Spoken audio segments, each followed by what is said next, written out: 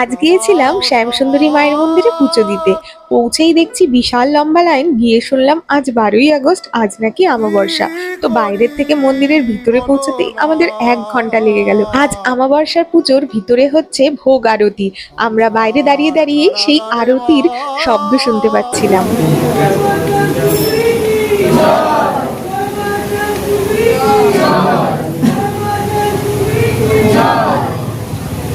অনেক দিন পর, প্রায় ধরো ওই 7 মাস তো হয়েই গেছে। হ্যাঁ, লাস্ট এসেছিলাম সরস্বতী পুজোর দিন। 7 মাস পর আজ মন্দিরে আসলাম। অনেক বেশি ভালো লাগছে আর শান্তি অনুভব করছি। ভোগ দর্শনে নাকি দুর্ভোগ কাটে। চলো তোমরাও আমার সাথে ভোগ দর্শন করে নাও।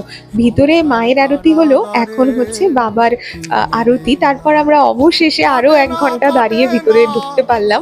মায়ের মুখটা দেখে সমস্ত ক্লান্তি চলে চলো গেল। সবাই একসাথে বলি জয় মা শ্যামসুন্দরী।